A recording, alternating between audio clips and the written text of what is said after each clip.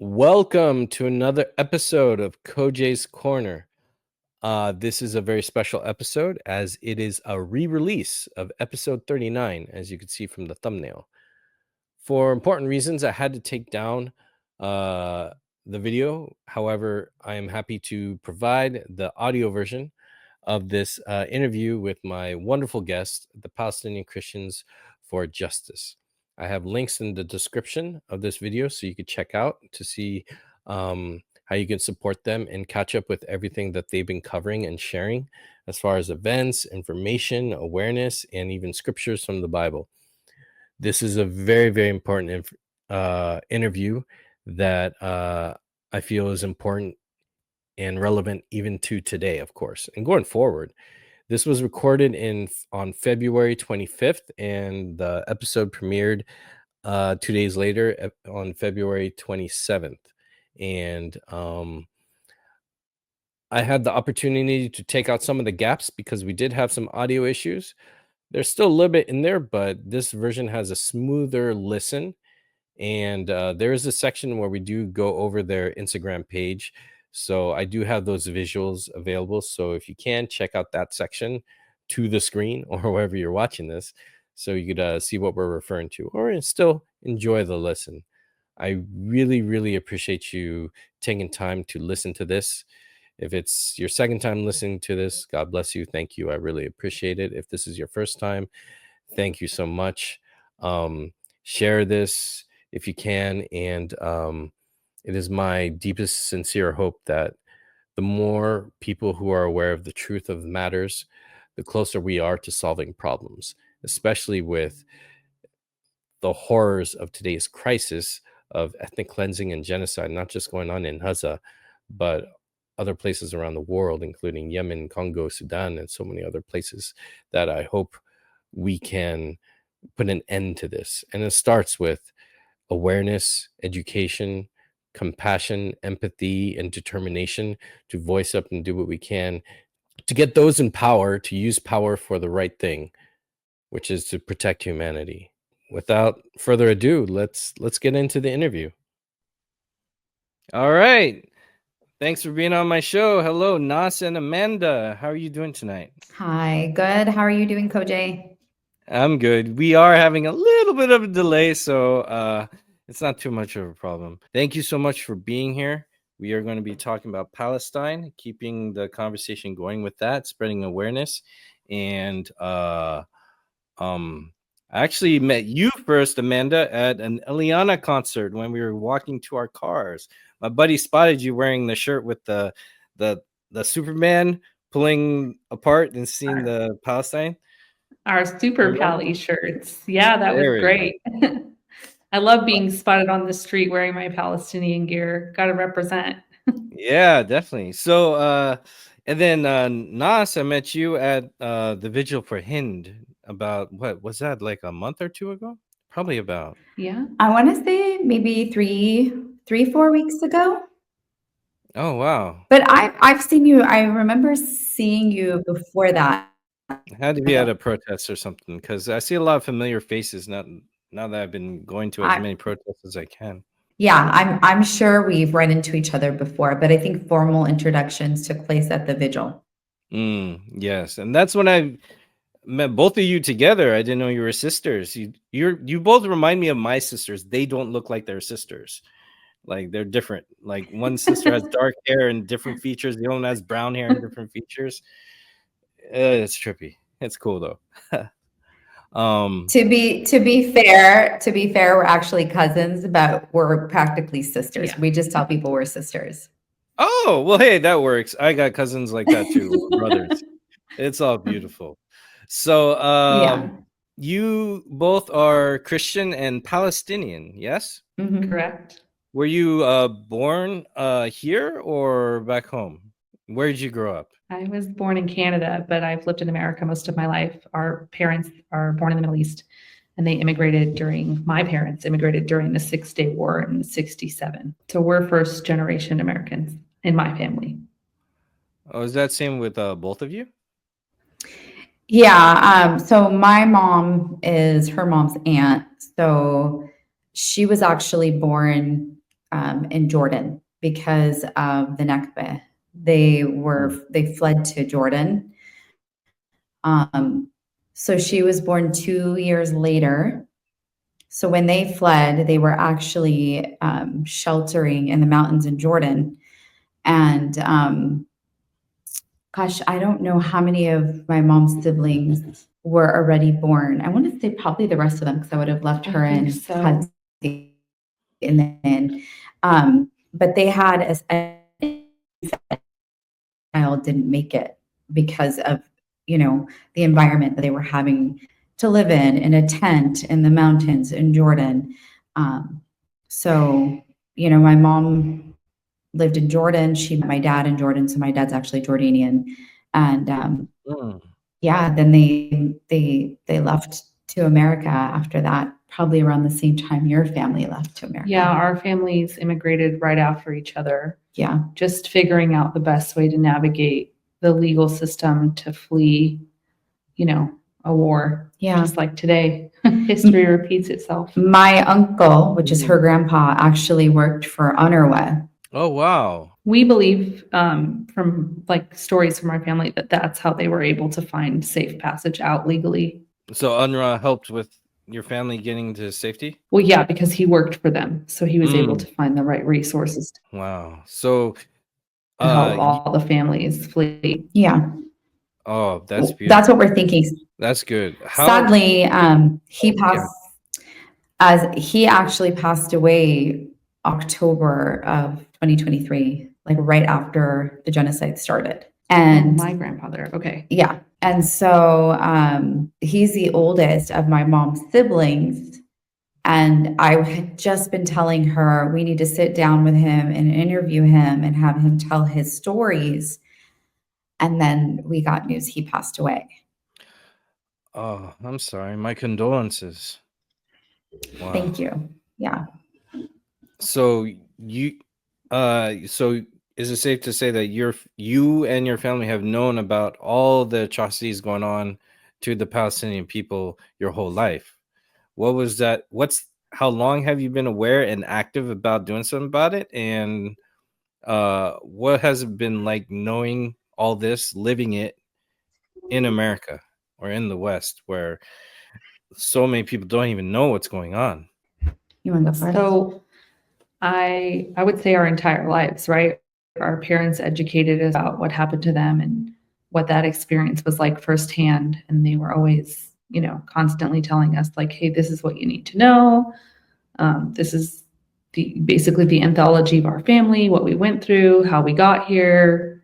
It was always something that was just part of our breakfast table, dinner table conversations.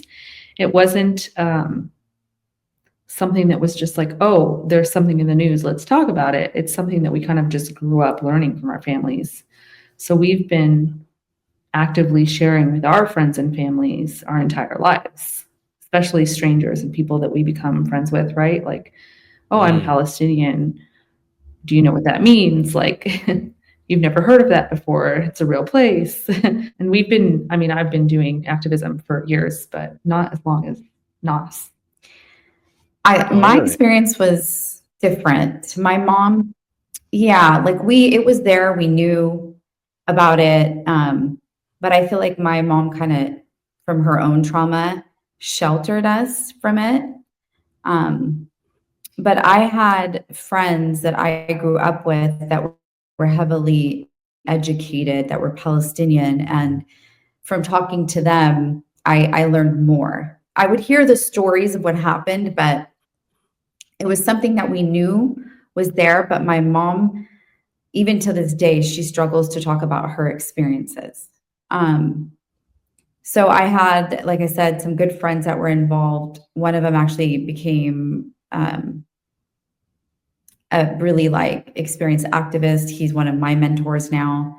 And, I think it was 2014, Operation Protective Edge is when I did a deep dive and started educating myself more. Like, I knew the surface level of what had gone on, but I took a deep dive and I started learning more. That was the first protest that I went to. And my son was about like a 12 or 13 at the time, and seeing what they were doing to the young boys there, I was devastated, and it hit me, like, profoundly hit me, and I was having such a hard time with it. And so I wanted to get involved, and I just started posting like crazy, did not care. I didn't care if people, you know, were upset that I was posting or were not. Like, I just didn't care. I just wanted the information out there. I need people to know. I, educated people from my workplace. Like, I had zero fear. People were like, you're going to get in trouble. And I'm like, I don't care. And I had people at work that were like, I had no idea this was happening. And they started posting. And over the years from there on, people were like, I'm listening, I'm learning. I never knew this was happening. Thank you for educating. Thank you for sharing. And then it was the genocide. I was telling her, I want to get involved more. I want to do more. And then I just got like pulled into the whole activism community, and I helped start another group that I didn't end up staying with just because viewpoints didn't continue to be aligned, which is fine. And so I came across another group that was being initiated, which was Pal Christians, and that kind of became my project. So I've been bringing that awareness, and a lot of the activism community was just like, there's not enough information about Palestinian Christians.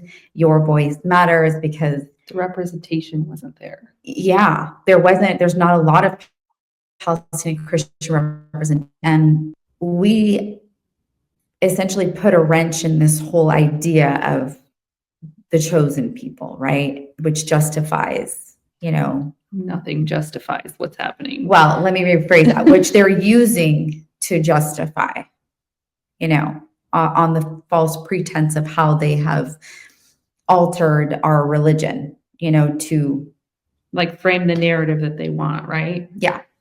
To push this propaganda, to push the idea that this is okay, this is supposed to happen. But, as Palestinian Christians that are using our voices, we're here to say, no, it's not. You've completely corrupted our religion and hijacked it to commit atrocities and crimes. So I'm trying to build, more and more people in the Christian community, whether they're Palestinian or not, to like raise their voices, say no. But it not exclusively Christian, right? Like, while our organization is focused on representing Christian Palestinians, we are open and welcome to all people. Of course, I'm saying we're trying to get more Christian voices to speak on this, though, because they're, the majority of the United States is Christian. You look at the percentages, the population, and we're funding this. And believe it or wild. Or not, it's more evangelical Christians involved in this. Why do you think that is, with this rift? So I feel like a duty. Oh no, carry on. Sorry, I forgot what I was going to say. I think it's because of the delay. Go ahead. No, I want to hear your question. No, you said you feel there's a duty for what you're doing with the Christian representation, but what if you could find that train of thought? Hopefully, my other question is like, why is that rift there? Because I've come across some Christians who are like, oh, this is wrong, and other Christians who are ignoring certain things, at the same time justifying what's going on, like it's their right to occupy and hurt these people for the land there. Like, why is that? This huge like divide or confusion. It has a lot to do with how they've corrupted the Bible and how they've justified what's supposed to happen and brainwashed this mass amount of people to think that, according to the Bible, this is supposed to be happening in order for, Christ to come back. So you have a mass amount of people who are brainwashed to think like this is, what our religion says. This is what the Bible says,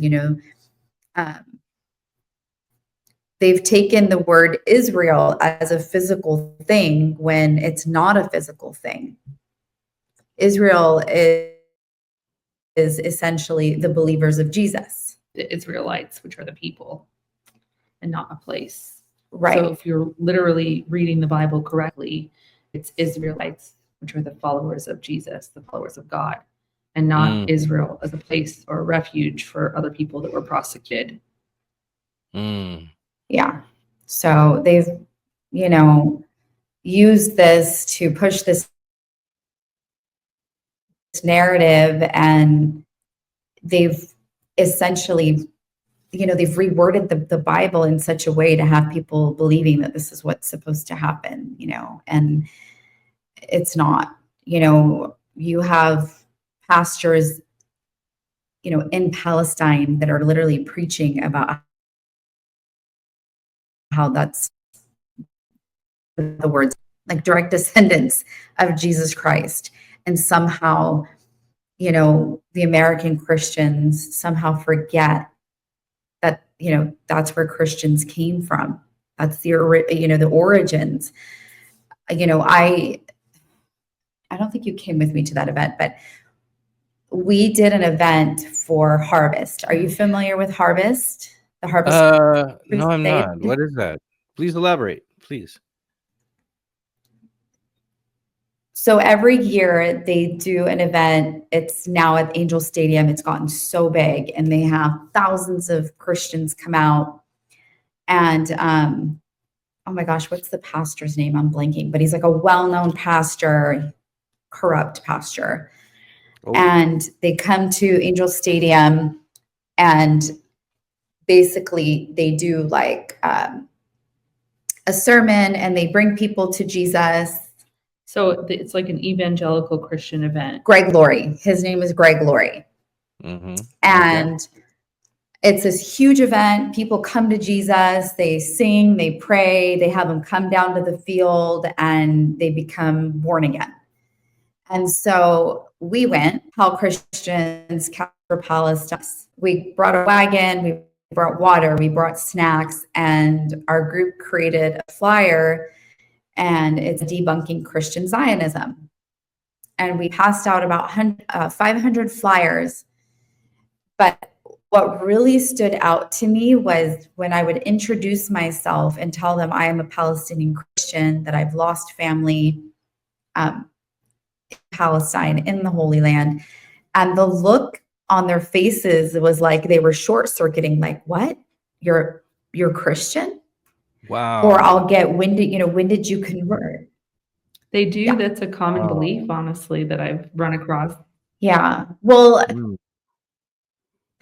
I mean, I'm not surprised either, because if they don't do the research, you know, in their minds, it's odd, because these are like devout Christians. Wouldn't you want to know more about the origins of the Holy Land, where the man that you praise came from? But they don't. So it's like there's this like this huge disconnection that the US has created between Christianity and then the Holy Land. But yet they go and they visit there. It's I can't figure it out. It's so odd to me. And they will literally tell the Christians that go there, don't tell them that you're Christian. Well, Christians are treated very poorly when they go to visit the Holy Land. There's a lot of like I've seen the footage. Like instances of hatred that is from the settlers. They'll spit on them, they'll mistreat them, that they're abusive towards them. So it's like they tell them, like, when you're going, you know, you don't tell them that you're Christian. Like, to protect yourself, right? Like, if you want to visit the Holy Land, be careful what you say and what you do, because you don't have the same rights you do wherever you came from, unfortunately. But it's from, the odd thing is, it's from the settlers. Wow. So many people from America who go there and come back. I've heard of some who've done that, but they never mention that. Don't tell them you're Christian. Well, if they're Christians going there specifically to visit the Holy Land, because within the churches, these evangelical churches, they will do these trips to the Holy Land specifically to visit the holy sites. And they will tell them, make sure you don't, you know, because you have listeners that will like surround there, and they make it very difficult. They make it difficult even during Christmas time. You have to get like permits to go visit family, to go celebrate Christmas in the Holy Land, for even like the pastors to get to move around in that area. it's honestly, it's absurd. Wow, I did I was not going to know that. say the educational pamphlet that you guys were giving out at the Crusades, maybe we can post that. That might be helpful to add to this. Yeah, we can give you a link to that educational pamphlet Oh, because even definitely. if you're not Christian, even if you're not Christian, I pass it Copy out and put to in my our Muslim brothers and private sisters, chat. but I will hand it out at the protest because I want people to be empowered with this information so that if Mhm. that argument ever comes up, you can just be like, bam, what? Let's have this conversation. Nice. Well, that's what we're doing right here. Yeah. If you Yeah. can copy the link in here, and I could share screen it so our audience can check it out. Maybe we can send it after. I don't think we have it handy. I don't have it offhand. I'll have to go through my Oh, Google. okay. All right. Yeah, sorry, but I'll No, get it it's to okay. you. Yeah. And my audience, don't worry. In the next episode of my blabbering about anything that's on my mind, I'll bring it up and go over it in detail. Because I do that a lot. Wow. So it's like there's this huge system. I feel like, it's like, okay, taking God's name in vain is bad. This feels kind of like it, where you're using it to protect or sell an ideology at the expense of other human beings. And from what I know of, like, even when Judith betrayed Jesus, peace be upon him, it was he expected Jesus to be for a military run state and a whole bunch of other things that he was not. So how Mhm. I can't understand why Christians would condone such stuff. And then it sounds like it's just encouraged, like there's a system that's been there for so long because there's so many of There's them. like a lot of Zionist propaganda that's been like building this into the system of evangelical Christians, like evangelical Christian Zionism. That foundation wasn't laid yesterday, right? Mhm. Zionism actually was started by a Christian man. That part I know. How did So it get yeah, spread so fast throughout America and other places in Europe as well? I don't know the intricate details, but I will tell you this. How did colonialism spread so fast? To me, Mm. the Zionism was just a faction of colonialism because it's not about religion, it's not about race, it's always been about land grab, it's always been about race wars. Ethnic cleansing, right? Land grab. Yeah. Wow.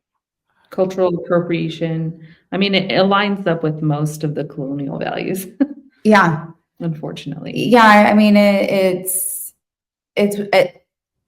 have to say this last, year, almost year and a half, I've learned a lot still. Like I thought I knew a lot, but I learned so much more, just about how this whole thing became what it was. It took years to get here. Look, how many years has it been? And for the first time in history, I think the world finally sees us. Yeah. Like for the first time, I feel seen that was hidden. There was a claw, like I had to, not that I had to, but it was like, it wasn't seen. And for the first time, I feel seen. Like to see kufiyas everywhere, or, Like Palestinian flags, like people from all different In like a cultures tire, and like, religions oh, show look at up. this. Yeah. Do. Yay. We love it. We love it. yeah, Cool. like it's surreal. Like it's surreal. Like I feel like the little girl inside of me seeing women be proud of their, curly Culture and natural hair. heritage and They're wearing their, ethnic dresses, wearing their like thobes and their tetris, and it's just it's beautiful. Like there's like this, like I said, the little girl in me is screaming. Like she feels seen. She feels like, oh my gosh, like the world sees us. They're talking about us. We exist. They feel for us. They're finally. It's like you just finally feel seen. Yeah. we That's lost you for a moment. yeah. There was a little pause there. Can you hear He me? kind of like froze for a second. Apologize. I don't know what the reason, but I'm not gonna blame you. No. That is Beautiful. That's so powerful. On my end, I felt very ignorant when I found out what was going on. When the genocide started, I was away on a family trip, and before I left, um, I got word of the propaganda of what happened that day. And then when I came back, I got connected with everything going on, and I was just catching up. And then I was like, Palestine, what's? Oh, I remember someone telling me things are hard in the Middle East, but I just accepted that and I dismissed it in my mind. I was like, oh, Middle East is crazy, da da da da. And then I went on to worry about other things. But while I was in the terminal waiting for my airplane or whatever, um, I spent like 5 hours just napping and looking up what's going on, and in like 2 hours, I caught up on everything. It wasn't that difficult, and I was kind of angry at myself at how did I not know this ahead of time? How is this easy accessible, but I never really it was never promoted, or I It's like never found a hidden, way to right? get it. There's It's like like propaganda hidden to in help sight. protect. Yeah.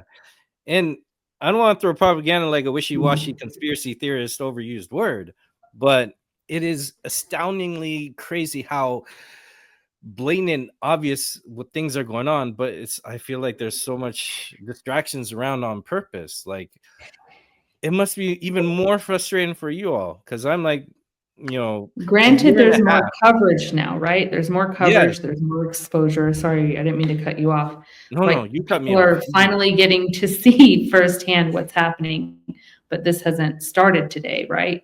So a lot Yeah. of tragedies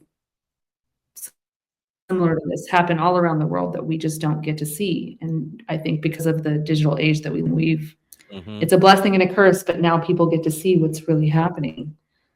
That honestly exposed a lot of this, and that's why they made such a big deal about shutting it down. I Oh, don't think it had TikTok. anything to do with what they were trying to sell it as. Mm-hmm. Yeah, I think that having, seeing our brothers and sisters in Gaza, like live streaming their genocide woke so many people up. Like having these these visuals in live, in the flesh. There's no way to hide that reality. You can't, and it wasn't censored as much on TikTok like it was on Instagram. Like, Mm. I got in trouble. Like I spoke freely on my I page don't know on about in TikTok. trouble. You got blocked by the platform. That's different than like trouble, right? Not blocked, but I got a slap on the wrist. But you get in trouble for stupid stuff. Like it was Mm-hmm. somebody made a very actual anti-Semitic remark on my page. And I responded in a way a little, how do you put it? I responded in a way that TikTok didn't like, but I was shocked because I was like, you're mad at me for calling out I'm so confused. So it was just Wow. like so interesting. And let's be honest here. We're Semitic. There's so much Mm-hmm. anti-Semitism that is against the Palestinian people too. So it's not Yeah. even a laughing matter. I laugh ironically. Yeah. It's tragically, horribly ironic because now with everything I've learned and come to know culturally and what's going on, and the anti-Semitism America's or the West is saying is a problem is the most anti-Semitic thing because their anti-Semitism is reserved to one group of the Semites, not the other. And I'm like, wow, it's like uh for example, like don't hate Asians, but it's okay to hate on the Chinese or something. It's like, wait, what? Like, I don't get it, but that's how anti-Semitism Yeah. seems right now. It's like, or has always been, for that matter. It's whatever fits their narrative. And a Super Bowl ad. Oh yeah. I just remember that Snoop Dogg ad and that other football player, for that commercial where they're looking at it, it's like, I hate you for being different. Because it's weird because I feel like it's dumbing down the real problem. And they're just saying, oh, you hate us because we're different. It's like, no, we don't like crime being legalized in your area to innocent people. But they're treating any criticism of a government as racial, which is like, it's getting the thing. I like that things are getting more and more exposed with what you said, like the boom now, because before this happened, it must have been kind of stressful trying to get the truth out there and no one's listening to you. And now there's this boom where so many people know. Like, is the difference from before then and now any sign of hope, you think? Or what more do you think it will take? Absolutely. So I've been having this conversation lately where people are like, nothing's going to change. Look at media. Well, if you look at media and who controls the media, the percentage of those people compared to us, the people that are actually awake, not just in America, but across the world, we outnumber them. But because they're in control of the media and that's what they're showing, we have this like illusion that people still don't get it yet, but people get it. It's just they're not allowing the world to see that people get it. Yeah, I would think the power is with the people, and the people have more power the more educated they become, right? So the more information that we put out there, like the good work that you're doing, like spreading it at events that are happening, doing like protests, doing sit-ins, doing educational events, like that's going to make a difference, right? Yeah. Yeah, I think a lot more people are aware than media is going to allow, because if the media allows the world, like portrays it. So like right now, I'm one person, I'm watching TV, I'm not fully educated on what's happening, let's say. I'm like, that's it, because there's this disillusionment that like, well, they're telling me this on TV. And as a society, there's a great population of us that still thinks whatever's on TV is the truth. But more and more of the sheep are waking up and realizing we've been brainwashed for far too long. I don't like to watch the news. You know, a lot of the news that I get about what's happening over there is from the people there on the ground. Because I know Western media it's not trustworthy. It's not, there's a lot of brainwashing. If I may share a story, Please. When I started getting heavily involved in 2014, I was struggling with what was happening, and I was on break at work, and I was venting about what they were doing to the young boys because it really touched home for me. And this white evangelical nurse came over to me and my friend and said, Palestinians teach their children to kill and to hate. And I looked at her and I said, do you realize I'm half Palestinian? And she turned red as a tomato. And I said, that's very ignorant of you to demonize an entire population of people based on such ignorant information that you've been provided. And I said, I can assure you that my mother never raised us to kill and to hate anybody. Nobody. Didn't matter what color you were, didn't matter what religion you were. That was never in my house.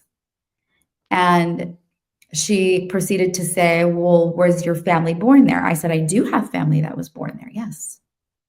Not sure what your point is. I cut the conversation off and I said, I'm done with this conversation. And I walked away. She tried to come and apologize later. She reported me for anti-Semitism. So luckily, I had done my due diligence and I had already. Sorry, you did your due diligence and then what? After she I had already reported her to cover myself. Oh. No, before. Ah. I reported her. Wow. So when they called me to discuss what happened, I thought they were calling about what I reported, but in fact, they were calling because of what she reported. And I straight up said, I said, oh, is this because I'm Palestinian? Because all I said was, because at one point I said, I don't agree or support the Israeli government by any means. And that was the part that was anti-Semitic. And so the lady on the other line, I said, well, this is what she said to me. I'm allowed to have my opinion about any government. And she basically wrapped up the conversation. She's like, I'm very sorry. We're good to go. Conversation over. And I think that a lot of Palestinians are fed this fear that they can't stand up for themselves. It's changed now. But I think there was this belief that you can't speak up because when you're raised there, you're silenced. And that is generational trauma that carries on. So when they come here, they're afraid. Some families will tell their kids, don't tell people that you're Palestinian, or don't speak Arabic around people, or whatever it is. But the truth is, when we do that, we're allowing the oppressor to win. So it's healing from this trauma. So I refused. I was like, no, I'm Palestinian. I'm going to scream it from the rooftops. Why should I have to hide a part of my identity in who I am? Oh, that's crazy. It's really like an aggressive rebuttal that comes whenever someone finds out you're in the know of what's going on with Palestine, and then you being Palestine, that's probably magnified by tenfold, and the frustration must be huge. I'm feeling frustrated too, because I hear these like kind of like copy paste comebacks, if you will, like I was even telling a friend about, oh my gosh, it's horrible what they're doing to people there. And they said, well, God did promise them that, or there's this kind of like reasoning to accept it. And I don't know how to respond. It shocks me.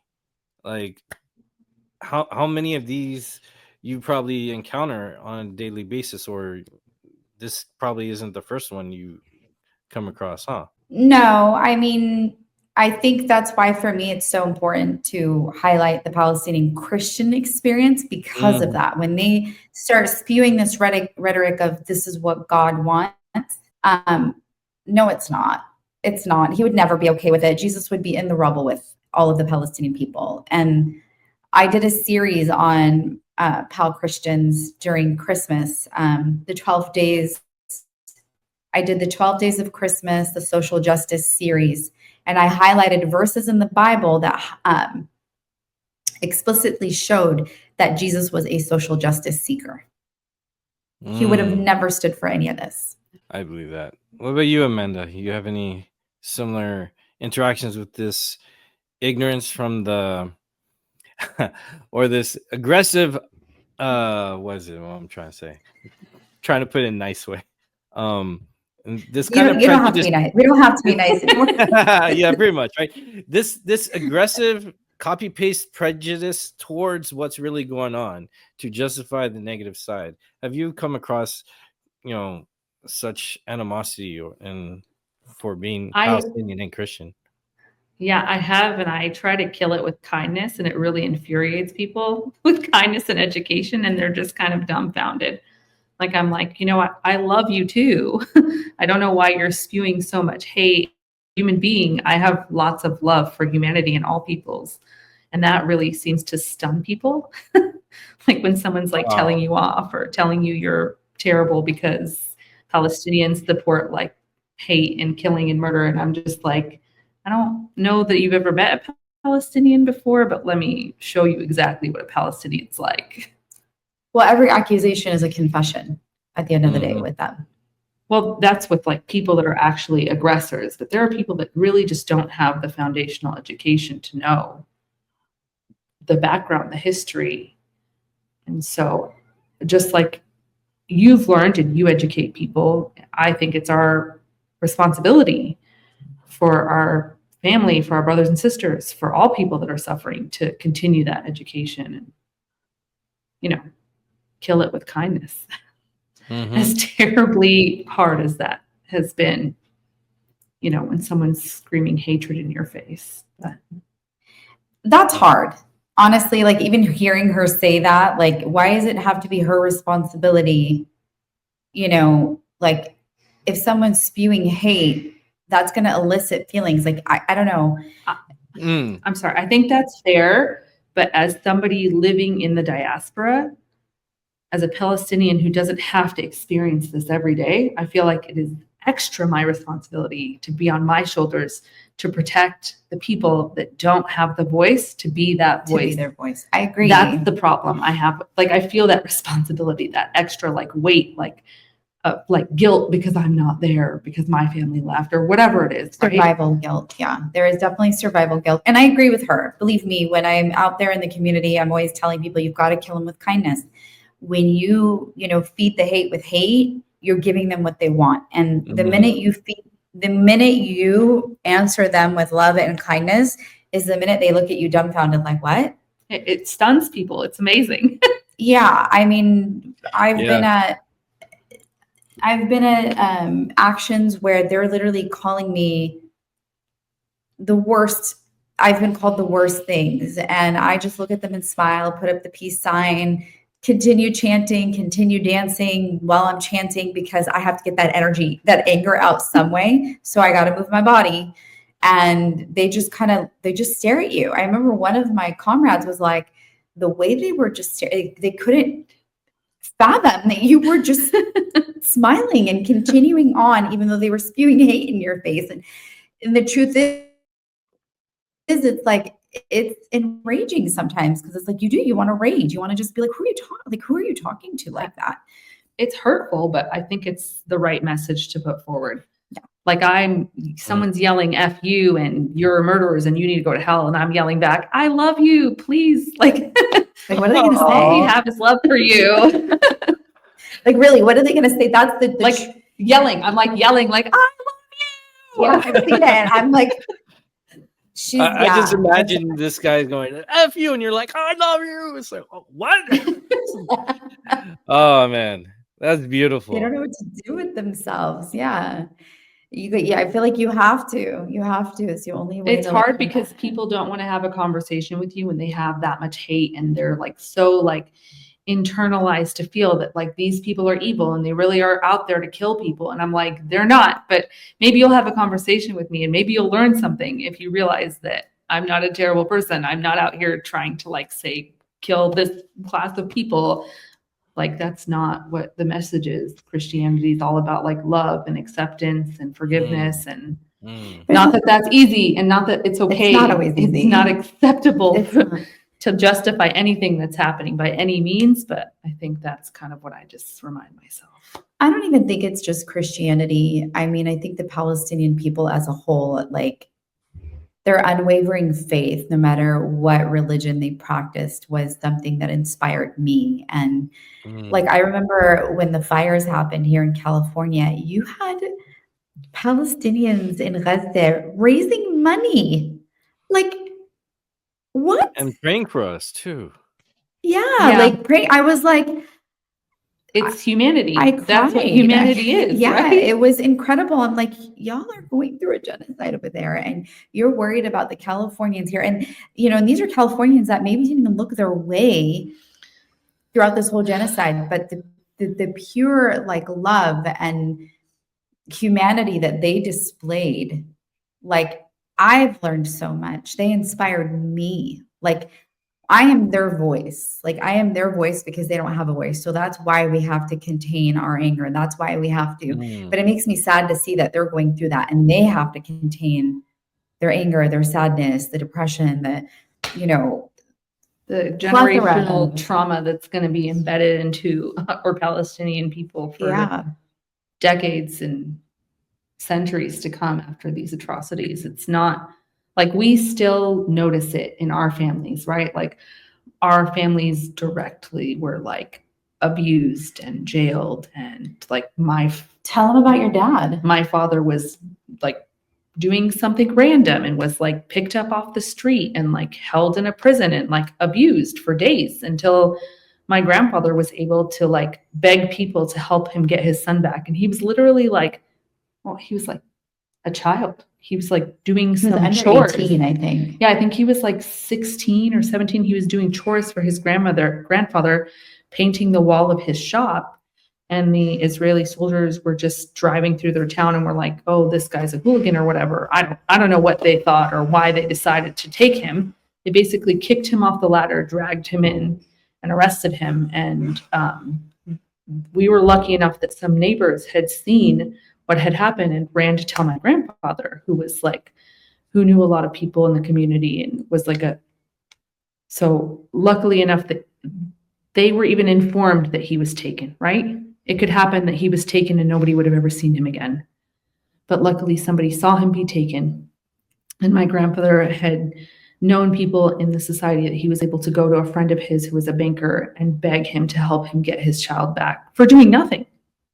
This is what they do. They instill terror, and this has been happening for decades, for 75 plus years, into like the children, into society, to make them afraid, right? Like we talked about making people afraid to speak up, afraid to be who they are, afraid to stand for just doing nothing. I mean, we're seeing it here now, you know, we're seeing it here now. Like People are being blacklisted. People are being like, their information's being dumped out there. They're like trying to call their employers and tell them they're terrible. Like it's terrible. And so we were lucky enough to get him back, but he was tortured and abused for like almost a week and dead for 2 weeks. When you think about people who are and like my situation, I was reported, you know, for being anti-Semitic when she in fact was the one being anti-Semitic towards me. If I wasn't a well-educated person, I could have fell for that. I could have fell victim to what she did to me. And that's what makes me sad is you have a population of people that don't know how to speak up for themselves, that end up, you know, victims of these situations, and then the oppressor wins. And that's what makes me sad is like I, you know, I'm the youngest of, I have, you know, several older siblings. So I had to learn to have a voice in my family. There were so many of us. So I'm blessed. This is clearly a gift that God gave me. He wanted me to use my voice. Not everybody can, right? So it makes me sad to think about the people that have been taken advantage of.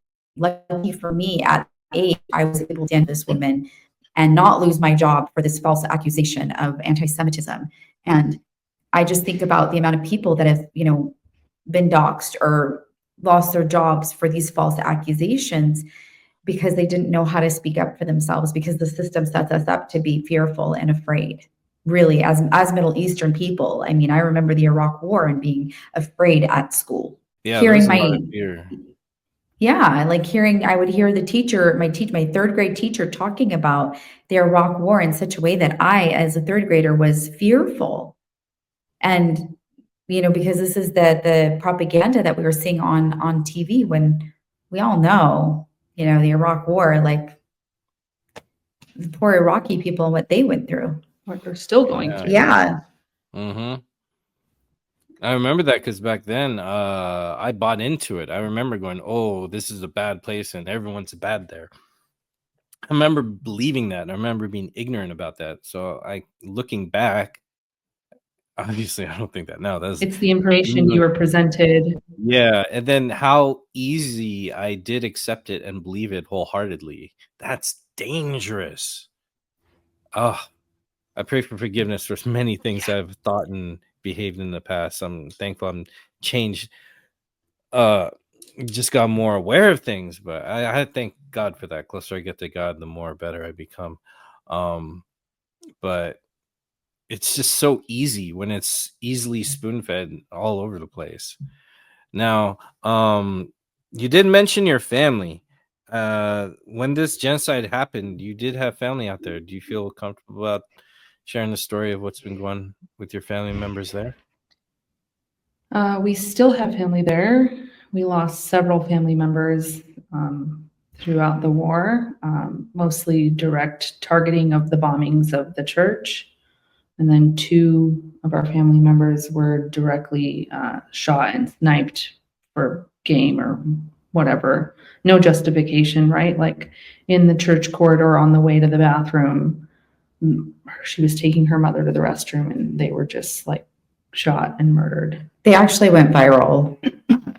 Nahida and Summer, they were walking through the corridor at the church, the Greek Orthodox where church. They had been sheltering because they had bombed all 3 churches, and this was the last one that was like semi-standing that could support people like from the community to be sheltered in. So you're talking like, I don't know, dozens of families in the church basement just trying to survive through all the shellings and bombings. Yeah, and there's Muslims sheltering in the church with them. So this whole rhetoric of, you know, Muslims against Christians, you know, if they actually televised the truth there, it would debunk that so quickly. Wow. So yeah, we've lost several family members, like 15 There was 15 in the bombing. approximately in the first church bombing, which was the Greek Orthodox Church. I apologize. And then Saint Porphyrius. Thank you. And then the second church where Nahada and Summer were killed by sniper was in the Holy Family Church, and that's the Holy where Family Sepulchre Church. Mhm. And that's where so these are my aunt's family, and there was about 18 of 24 of them. 24, like a dozen, like 12 under 12, I think it was. yeah. So the majority of the family that was left, that was sheltering in the church, were children. Because a lot of families decided to separate parts of their families to make sure that somebody could stay alive, right? So like a father would leave with some children and a mother would leave with other children. to make Instead sure of that everyone like being killed all at once. Yeah. Unfortunately. So they were in the church this whole time. I haven't been able to reach them for several weeks now. I was in touch with them. I was raising money for their GoFundMe. They're such a humble people. They didn't want to do the GoFundMe for too long. By the time they created the GoFundMe, there was such an oversaturation of GoFundMes, but we raised a decent amount of money for them, but it was rough. Like I would hear the stories of how, sparse you were the like food were. talking with them for like several weeks and months. You were able to connect. And Yeah, I talked to them sporadically. The internet would go in and out. They had very allotted times to be able to use the internet because it was being shared. Being able to charge the phones was limited. So I would just check in, like, how are you guys doing? I would hear that there was bombings near the church, and I'd be like freaking out, and I'm like reaching out to them, and it just, I don't even, there's no words to describe like how unreal all of this is, to know that your family's sheltering in a church, and to see the churches out here not even recognizing what's happening. some churches. Majority of Not them all know, churches. though. Yeah. Wow. Even if we didn't have it there, I mean, it's surreal. Yeah. Like what's happening to our people is, I don't even have the words. I run out of words often. Just I mean, constantly it's so heavy, it's seeing a the lot. atrocities and tragedy. Yeah. But I think the important thing, though, is that that's what they want. Like, I know, like last year, I couldn't even celebrate Christmas. I barely wanted to even put up a tree. This year, I was like, no, this is what they want. They want to steal your joy. Yeah, I remember you saying that. And I remind myself of that. Like nobody can steal our joy. We don't forget what's happening, but you can't let anybody take your. Yeah, they want you. They want you to fatigue. They want you to tire out. They want you to burn out, stop talking about it, move on, like get back to like daily life. But I don't know that anybody who's seen this can ever do that. Like how in your conscience, if you have one, can you move on after seeing something like this and just be like, oh yeah, I'm ready. Let's go back to Starbucks. Yeah. Like, I don't think so. No, I'm forever changed. I was already like, we were both aware of it. I think after seeing what we witnessed this last year and how the US continued to justify it and fund it, I'm forever, ever changed, and being involved in it and talking to people from Gaza and our family, knowing what they experienced. I mean, even like these historical sites that they've bombed, like they're erasing our history. There have been like erased UNESCO sites. There's mosques and churches and hospitals and schools and UNRWA sites, like museums. It's like complete decimation on purpose. It's a land grab. It's a ethnic cleansing. It's a genocide. Like there's no other words. Like that's what it is. This is all by design. This is all with intention. This is all planned. Because every plan to, like, even our president is saying, oh my gosh, look, this is all horrible. No one could live there. Might as well get them out there, rebuild, and put other people in there. Not them. They'll be somewhere else, happy somewhere with a Mai Tai, who knows?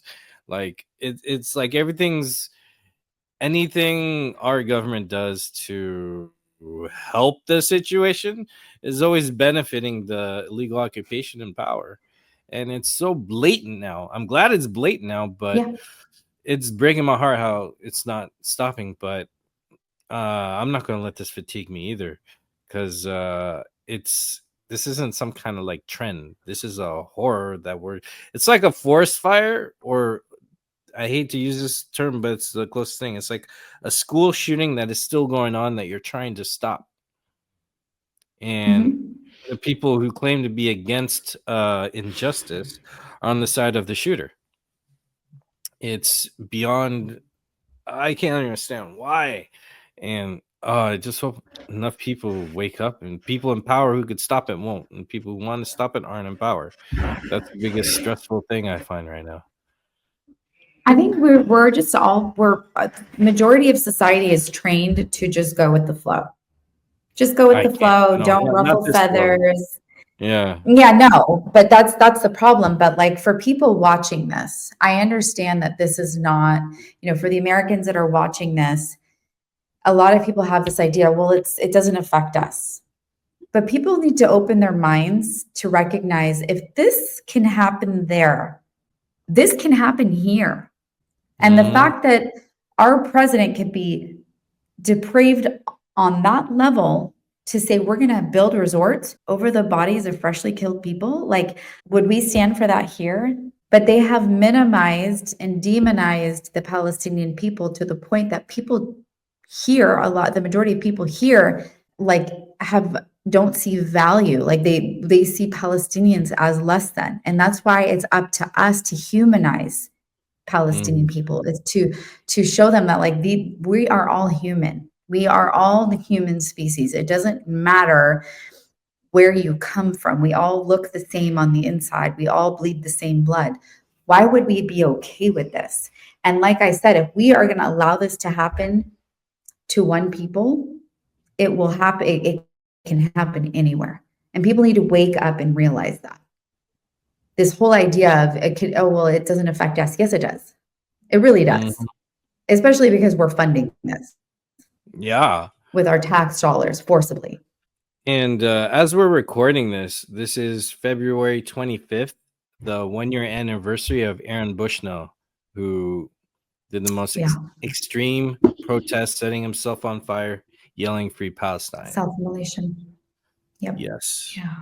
And a military man at that.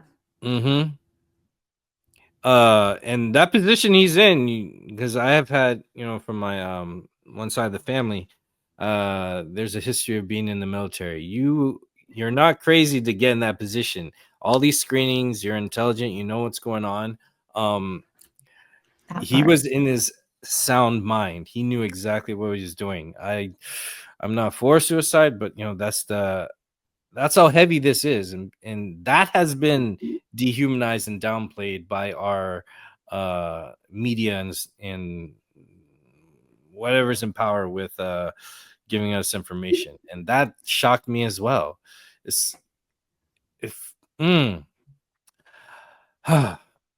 guess my big question: why is this No, he wasn't the only. There was actually a few. Yeah, I did. I actually did a post on that. I did a post on how many people self-immolated, but historically speaking, that happened even during Vietnam. With and monk? Those people, and they made it in the history books. Sadly, like I said, the media will have you believing that it's demonized, but the majority of the population of people see it for what it was, and it was an active protest, an extreme active protest. I think the most important thing is that we have to realize that we have the power as the people. Yes, we have elected people to represent us. Yes, we have this government in place, but the government is a fraction of a fraction of a fraction. We, the people, have the to educate ourselves and each other to stand together against injustice. The people have the numbers in power to make change.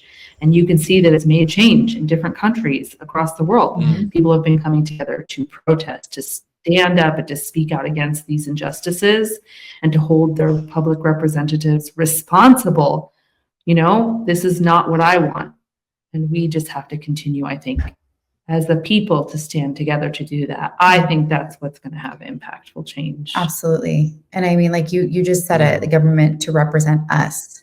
They represent us. Somewhere along the way, the people have lost sight of that. And they've allowed the government to represent their lobbyists instead of the people. Yeah. We need them to come back to representing the people. And it's amazing to me how many people don't realize that AIPAC is run by Israel. That's what the I stands for. People are like, wait, well, that's their what? new name. Like, their first name was the Zionist our Organization. government. Sorry. Yeah, a little less subtle. Now it's more subtle, but it's so interesting that people don't, but that's what they do. They have created a society of people through television, through media, to just be spoon-fed information and not go look for, do a deeper dive. But that's what you said earlier, right? That the fact that the narrative was controlled by the media before, by 5 channels of media in every city across America, and now the information has been decentralized and more information comes through, which is a lot to take in. But if you find the right sources, like listening to Kojay, like finding people that really stand for telling the truth and stand for, justice, you can find those voices and you can hear direct information from people from Gaza, like from Bassam, like from Motaz, like from Al Jazeera reporters, people that are on the floor that can give you the accurate, live, like unfiltered information of what's really happening. And we didn't have that before. And I think that's made an impact, right? Absolutely. Absolutely. And then you have the people here on the ground who have been educating, the American people through the protests, through having conversations, through someone seeing my, a shirt. Oh, what is that? Oh, it's Palestine. What's Palestine? That blows me away. But yeah, like having these dialogues, but it's just recognizing that that's how suppressed our education system has been. There's so many there's so many ways that we've been gosh, the word is not coming to me, but silenced or propaganda pushing, or people are so unaware. So I think this has really initiated a movement of people to seek more information. Not even just about Palestine, just even about the history of America, the true history of America. Wait a second. I'm so sorry. Christopher Columbus didn't discover America? I'm confused. Because I remember making a hat and a little bow, and I was educated on that, and I'm pretty sure you're wrong. One more time again? Yeah, right? Are you sure it wasn't the Santa Maria and the other? Like, help me out here. Like these holidays, like you even seeing people like celebrate. I don't celebrate Thanksgiving. To me, I don't either. The celebration of the murder of 500 was it? I'm probably saying it wrong. The Suwa tribe or whatever. No, I don't want to say whatever, but I remember it was a celebration of killing a lot of Native Americans, and I was like, "What?" And all Abraham Lincoln do is like, "It's going to be the last Thursday of the month." I was like, "Oh, that's all he did. He just picked a day. He didn't abolish it or anything." And in his time, no, I'm thankful for freeing the slaves and all that, but under his reign they still had the law of if you killed a Native American man, you get a certain amount of money. If you killed a woman, you got more money than the man, and if you killed a Native American child, you got even triple the amount. That was still under his watch. So it's like we're not there yet. And hearing all this stuff in history and then seeing how it's kind of still in play now, like the first Black American woman who was able to go to school with other kids turned 70 this year. And I was like, it's not that long since all this double laws and apartheid law here has been. So you can imagine the people who benefited from that society are, they had kids, they still in their circles and having influence today. It's like it's like it's not so far Yeah. long ago. We have a further way to go if we're going to really have equality, freedom, justice, and truth in this nation and the world. And I can't be For saying that. all. Yeah, for all. No. Like, I mean, it's what Yeah. Jesus, peace be upon him, was fighting for, standing for, not fighting for, but Yeah. Yeah. oh. I mean, that's why, like, it's like to kind of circle back to how we started. That's Mhm. why it blows my mind to see this large, population of Christians in the U.S. who, pray for Israel. This is what's supposed to happen. It's like, what? Mm. Like, have you read your book? Because Yeah. I'm pretty sure your God and his son wouldn't stand for any of this. No. I mean, I confronted my church. I was Oh, going you to did? a non-denominational church. I did. I went there, and after service, I asked to speak with the pastor, and I said, I noticed on your Instagram page you put pray for Israel. Why didn't you pray for Palestine? Oh, And what'd I they said, say? Are you aware? Yeah, I said, are you aware? Well, I asked him, I said, are you aware that they bombed churches there? Are you aware that this That isn't there made were up? churches there? Like, Yeah, like the deputy mayor Flor Nahum, they interviewed her on the news, and they mentioned how churches were bombed. She's like, there are no churches in Gaza. not anymore, but there were churches there. Right. And she's like, So there they are didn't no believe they ever Christians. existed. Wow. She's lying. She knows they exist, but this is what they say, right? Because Mm. for so many decades, you could just say stuff on TV and people ran with it. It was believed because Zionists control the narrative on TV. But see, this is where the people come in and the power of the people come in and social media. And it's like, no, that's not true. And that's where, like I said, like people like us, I feel a duty to be like, hey, Palestinian Christians exist. And the fact that we exist dismantles this ideology of Christian Zionism. My mere existence puts a wrench in that whole idea. So I feel a duty to go out there and speak to other Christians and say, what are you doing? It's my job. Isn't that what they do? They go out there and they evangelize, right? Mm. Now, I'm not out here like trying to convert people to Christianity. I'm out here to educate that Palestinian Christians exist so that I can dismantle this idea to change the minds of these Christians from believing that this is supposed to happen, that the murder of Palestinians is supposed to happen. All this is supposed to happen over there so that Jesus can come back. Oh, that is not how, oh man.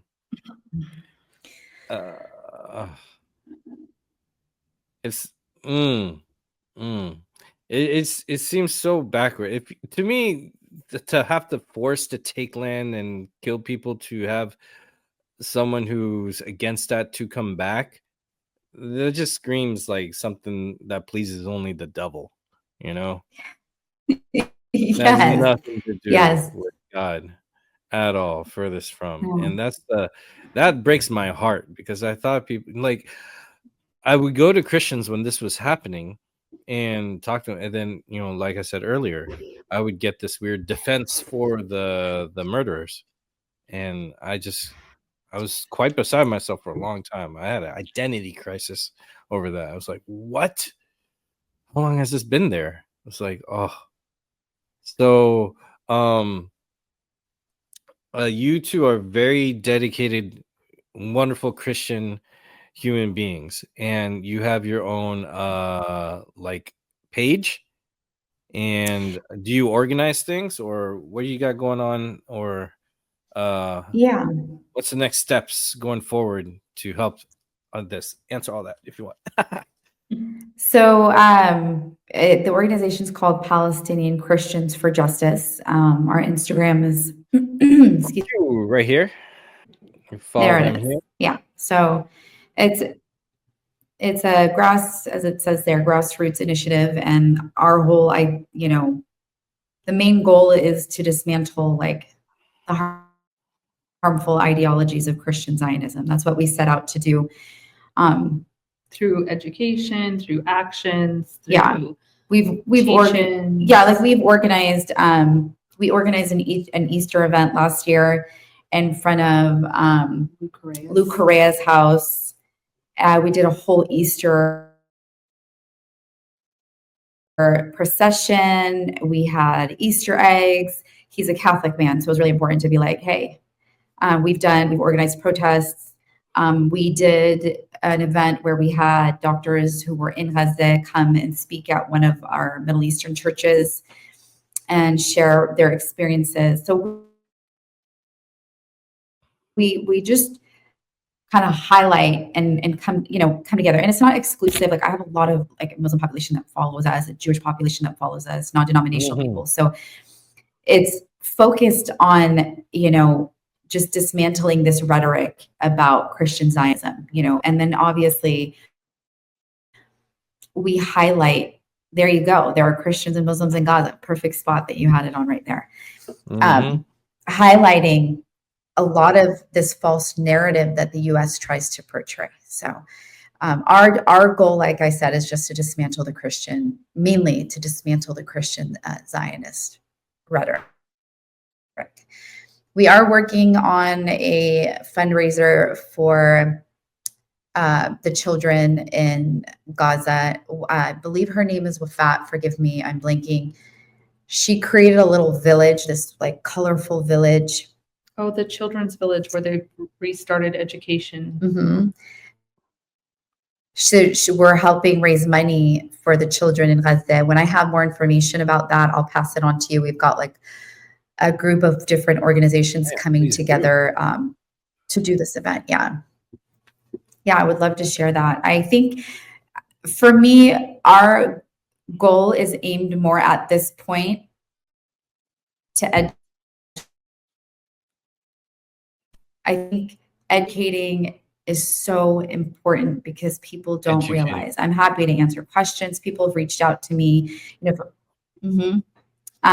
if you go up to the highlights, so I have like a highlight, like Christian Zionism, debunking Christian Zionism. And then this Jesus, the social justice seeker, that second one, that's the whole series where I talk about like the Bible verses that highlight that he was a social justice seeker. Yeah. Oh, wow. Wonderful. And then I partnered up with an artist. If you go to some of the next slides, an artist who creates art literally on the back of receipts. If you click to the next one, you can see his art. It's all Christian-based art. Oh, wait. I think you have to go back to Jesus. I can't see where you're tapping. I know. I'm like pointing at the screen like you can. If you go back to that one, yeah. All right, Jesus. SJ Seeker. I'm on that one now. Chronicles. So if you stay on that one, you should. One? Oh, if you let it pause for a minute, it should flip through. Yeah, if it just flips through, yeah. Oh, wait, don't pause. You have to play it. Oh, don't pause. Okay, play it.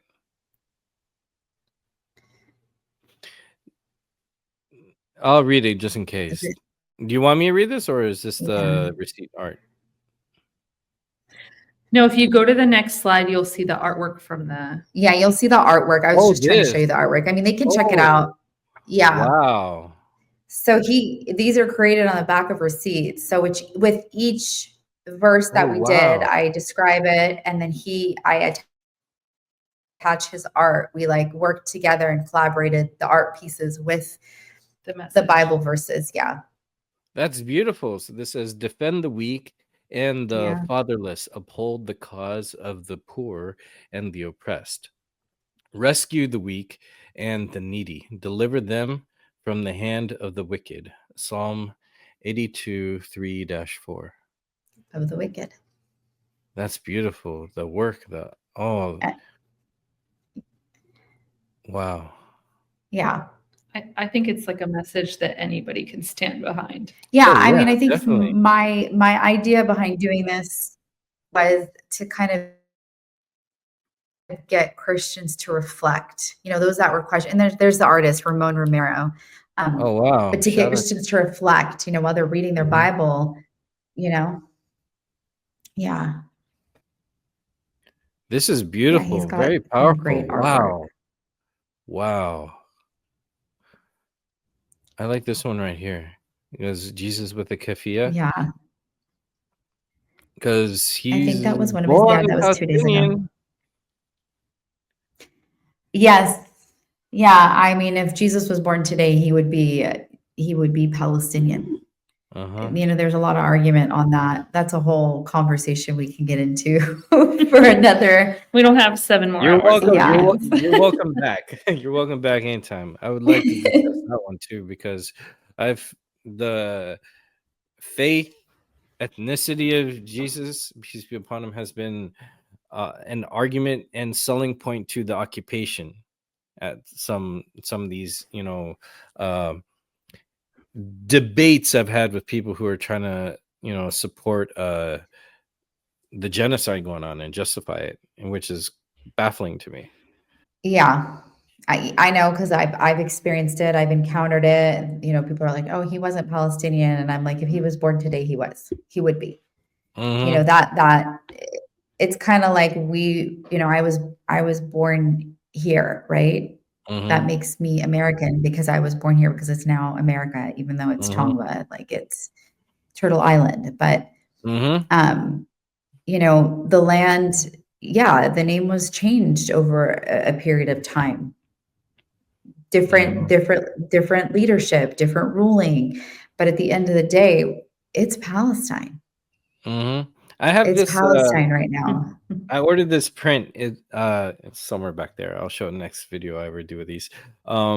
It's a print of from like an 1800s Bible of Palestine, and it has been Yep. called Palestine, and other cultures have called it Palestine in their tongue for many, many, many, many, many years. It was Mhm. just the name of the land that was right there, and I have my dad's birth certificate, even though he was Jordanian, he was born in Palestine, and oh wow. it says Palestine on there. You can't deny the artifacts. So I just want to get this back to your beautiful page, Thank because you. on this horrible day, every day is a horrible day when Palestine's not free. That's how I'm saying it. The amen. 10 hours ago, there was a report that the legal occupation raided a Christian village in West Bank and abducted 4 people to Yeah. take them off to torture camps. 10 hours ago. Yeah, we have we created a post on that. So while everyone's got their eyes on Gaza and the ceasefire, they've Mm-hmm. been raiding the West Bank. Mm-hmm. So the American Christian people need to wake up because look what they're doing to your Christian brethrens on the Holy Land. Yeah. Oh, It's horrible. it is. So I'll put the link in the description. Anyone who's watching and listening to this, check out the description for a direct link if you need to, or find them right now. PAL_Christians on Instagram to support them and catch up on everything you guys are doing, you ladies. I would like to have you back on whenever to talk about Palestine. I want to keep talking about Palestine, for the sake to keep talking about Palestine. I want to do everything in my efforts to Absolutely. help. I show up to the protests, which are very peaceful. I've been consistently, well, the ones I go to are mostly with Jewish Voice for Peace and Palestinian Youth Movement. Yeah. I've been to a few others, but I really hug to those because we've had Native American representation coming out to have speeches. A doctor from Palestine, from Gaza, it was like 4 protests ago.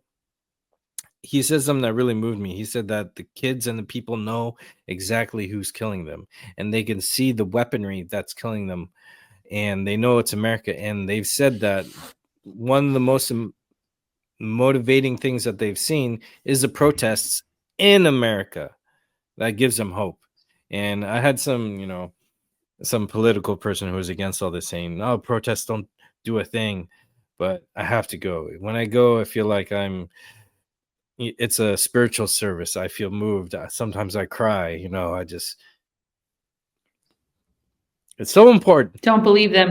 makes a difference. Don't believe them. Yeah. Don't believe them, because if We have power in numbers. Going out there gives hopes to children there, that I'm always going to do it. So That means everything. That means yeah, everything. Yeah, we appreciate your voice. Thank you. no, I appreciate you sisters too for being here. Thank you. And anything you want to say right now, or have the floor a little bit more, you can, or how do you feel?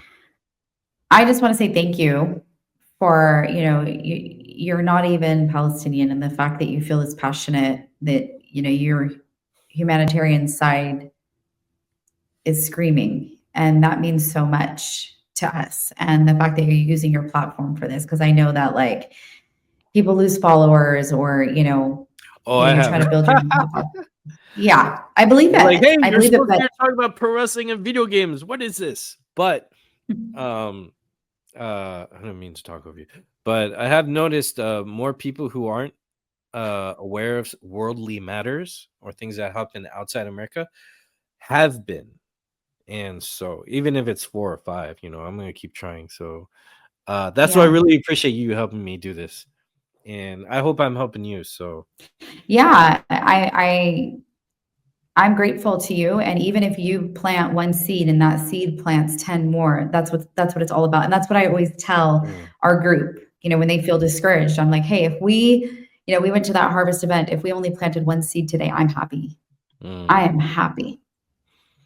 Yeah. إحنا بطيخ. Yeah. We are the watermelon. We are the seeds. Just like the watermelon, the seeds grow. And that's all that's important. If you succumb to this ideology that, it's not going to do anything, then it's not going to do anything. But I believe that everything we do, doesn't matter the scale, small or big, makes a change. We're putting a dent, even if it's small. Those little chips in that stone, eventually it's going to get big. It's going to be a big hole that we're making in this.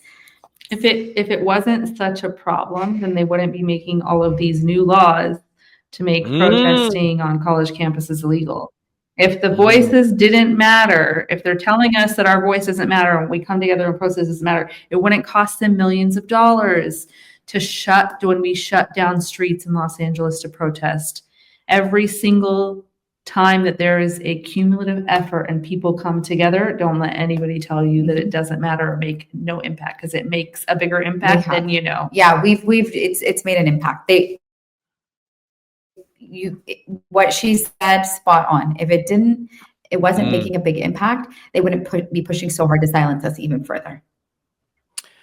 So you have to keep pushing. And for those of your followers that, are just learning, I know it's overwhelming, but you take it piece by piece. And I think the most important thing is that you're looking within yourselves and, learning and educating. It takes time. And I appreciate that you educated yourself, because, we all have to decolonize our minds because it's been colonized for so long. And that takes time. It's a process. So be kind to yourself in the process, and just continue to learn and ask the questions and read the books and seek the information however is suitable for you, like whether it's reading a book or whether it's following somebody who's educated and listening to podcasts or listening to people like you. I think it's just important to keep learning in life in general, but especially when it comes to, world affairs and what's happening, especially when it comes to oppression and colonialism. And, we have to change things. We've got to make this world a better place. Amen. Last thing you have to say to other Christians? Like Palestinian Christians, or just Christians in general? Christians in general, because I feel their voices are needed as others, but with your stance specifically in your goal. Well, they like to use the term, what would Jesus do? And I ask every single one of them, when you see these children getting slaughtered, when you see these bombings happening, when you see people being displaced from their homes, or these Christians out of the West Bank who are being tortured, what would Jesus do? Do you think he would come to you and tell you that this is what's supposed to happen? We need to really look deeply within the teachings of Jesus Christ and what he would do if he was here next to us today. What would he tell you? And I always say, pray on it. Pray on this, because I know a lot of people are so stuck in what they've been taught.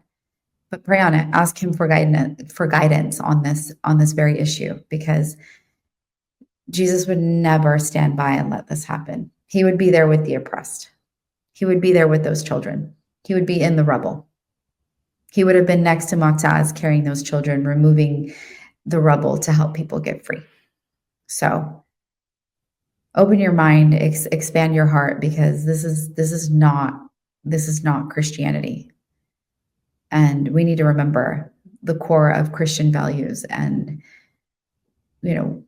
our fundamentals. That's Yeah. what we believe in. We believe that, that we need to look out for each other, that, treat your neighbor as you would like to be treated. love should prevail over anything. Just get back to the real roots of what Christianity was founded on, and that goes back to Jesus Christ and his teachings. So we need to remember that. Amen. Yeah. Amen. Thank you. And if you made it this far, which I hope you did, listener and viewer, do go on Instagram, follow them, and show a lot of love and support. And thank you for being here. I wish you Thank good you. night, and everyone good morning, as this is when this premieres. Take care. Treat yourself well. Much love. God bless, and free Palestine. Free Palestine.